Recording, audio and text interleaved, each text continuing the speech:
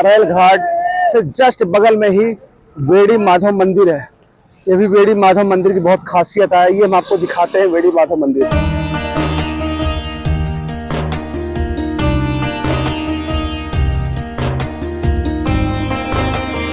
अब हम आ गए हैं वेड़ी माधव मंदिर। ये है वेड़ी माधव मंदिर। ये देखिए, यहाँ पे भगवान विष्णु नारायण जी की मूर्ति है। आइए,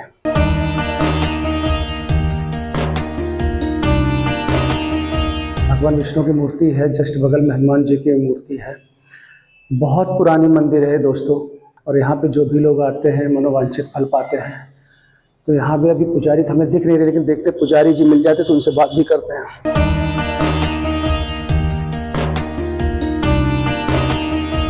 श्री आचार्य बालकृष्ण तिवारी जी हैं। नमस्कार तिवारी जी। तो पंडित जी बताइए, ये जो वेड़ी माधव मंदिर है, इनका थोड़ा प्राचीन हमें बताइए, जैसे दर्शकों को जान सके, और इनकी विशेषताएं क्या हैं, और लोग आए तो कैसे यहाँ पे आए, एक रास्ता भी, मतलब पूरा संक्षेप में आप थोड़ा सा हमें बता दीजिए। सर जी, सबसे पहले तो हम आपको ये बताना चाहेंगे कि प्रयाग तीर्थों का राजा है। प्रयाग को भी तीर्थों का राजा बनाया गया है। प्रयाग को तीर्थों का राजा बनाने में 6 देवताओं की मुख्य भूमिका है।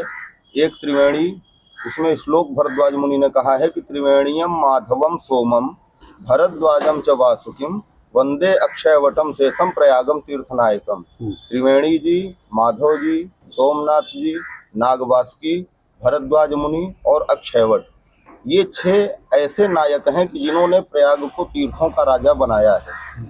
अविरल त्रिवेणी सबके सम्मुख हैं। वंश काल के अनुसार आज माधव जी, सोमनाथ जी, भरद्वाज मुनि हमारे सरकार के प्रयास से किसी परिचय के मोहताज नहीं हैं। प्रयाग में 3 त्रिवेणी के अलावा माधव जी के 12 पीठ माने गए हैं। अच्छा। इनको द्वादश माधव कहा जाता है। मूल एक ही हैं, बाकी सब इनके स्वरूप पीठ हैं। अच्छा, ये जो मंदिर है ये मूल स्वरूप है, ये मूल पीठ है। अच्छा। इनको इसीलिए आदि नारायण का स्थान है, इनको आदि माधव कहा जाता है। और आपको वेद पुराण में इनका नाम मूल माधव के नाम से मिलेगा। ये इनकी मूल है, बाकी सभी इनके स्वरूप हैं। उत्पत्ति के लिए जब वाराह भगवान जल से पृथ्वी को निकाले थे, ब्रह्मा जी को तब आज्ञा से प्रेरणा हुई कि सृष्टि की रचना करो। ब्रह्मा जी ने कहा, प्रभु हम यज्ञ के पिता हैं, यज्ञ के अनुरूप ही होना चाहिए, लिहाजा आप हमारे मूल पीठ पे बैठिए, तब तो हम आपके सेवा पूजा करके आपकी अर्चना करें। बिल्कुल बिल्कुल। तो नारायण के अलावा तो उस वक्त कोई था ही नहीं। तो यज्ञ में जिस प्रकार से 10 दिशाओं में वेदियां बनती हैं, तो भगवान ने यज्ञ मंडप के तीनों अंतर्वेदी, मध्यवेदी और बहिर्वेदी में अपने स्वरूपों को स्थापित किया। और मूल दशाश्वमेध घाट पे ब्रह्मा जी यज्ञ करने के लिए प्रधान यजमान बन के बैठे, और उनके यज्ञ को सार्थक करने के लिए त्रिवेणी के दक्षिण भाग में या अक्षयवट के दक्षिण भाग में भगवान आदि माधव, जो कि अपनी शक्ति महालक्ष्मी के साथ में प्रतिष्ठित स्वयंभू रूप में हुए। ये अक्षयवट आप उन्हीं की बात कर रहे हैं जो अभी किले घाट में हैं, उनका कॉरिडोर भी अभी बना है। तो ये अक्षयवट से दक्षिण भाग घाट पड़ता है। तो दक्षिण में ये माधव जी का मूल स्वरूप है, मूल पीठ है। यहाँ पे इनके दर्शन पूजन से लोगों को जीव और जीवन का कल्याण होता है। आप जीवन में तो सब कुछ पा ही जाएंगे, यदि आपका भावना सत्य है तो उसके बाद आपको परम गति मिले, इसमें भी कोई संशय नहीं होता। एक हम बहुत अच्छी आपने बात कही, मुझे दर्शकों के लिए एक चीज पूछना, पीठ और मूर्ति में कितना फर्क है? आप चाहे पीठ पे जाएं चाहे मूर्ति पे जाएं, हमने आपको बताया कि जो मूर्ति है स्वयंभू प्रतिष्ठित, वो वंश परंपरा अनुसार 12 माधवों में केवल 2 ही बची हुई है। तो ये स्वयंभू है, मतलब ये स्वयंभू है, जो कि अपने आप अक्षयवट से भगवान ब्रह्मा जी के अनुरोध पे भगवान अक्षयवट को त्याग के चतुर्भुज रूप में अपनी शक्ति के साथ में यहाँ बैठ के उनको दर्शन दिए। यहाँ बैठ के, और सामने दशाश्वमेध घाट हुआ, वहां पे उन्होंने भगवान ब्रह्मा जी के विधाता के यज्ञ को सफल किए। यहाँ बैठ के उनको आशीर्वाद दिए कि मैं जब तक यहाँ स्वप्रतिष्ठित हूँ तब तक सृष्टि निर्माण में, सृष्टि के संचालन में और सृष्टि के संहार में किसी भी प्रकार की दिक्कत नहीं होगी, बाधा नहीं। और माधव जी के 11 पीठ ही इस भूमंडल पे है। 12वां पीठ इनका जो है वो अक्षयवट की जड़ में माना जाता है, जो कि नित्यवास है। तो 12 माधवों में एक माधव हमारे त्रिवेणी में भी है।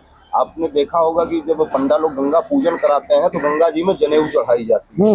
वो जनेऊ माधो जी के ही निमित्त चढ़ाई जाती अच्छा है। अच्छा अच्छा। ये हमारे पंडा लोग भी, हमने बचपन से देखा हुआ है, पंडा लोग भी ये चीज फॉलो करते हैं।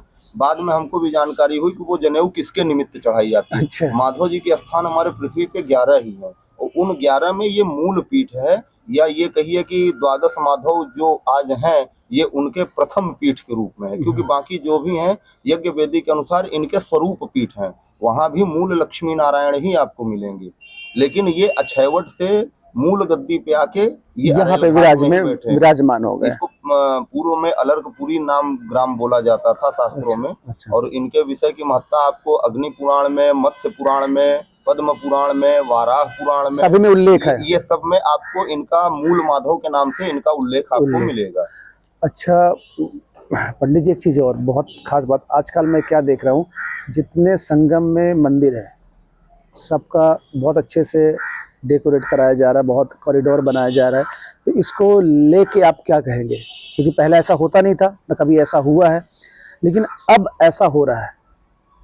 ये इसको हम सनातन का उदय बोलेंगे और उसके लिए हृदय से हम अपने संत समाज को और अपने राजर्षि पुरुष माननीय योगी आदित्यनाथ जी को हृदय से धन्यवाद और शुभकामना के अलावा कुछ नहीं दे सकते। हमारे पास उतने शब्द भी नहीं हैं कि हम अपने आभार को उनके प्रति प्रकट करें।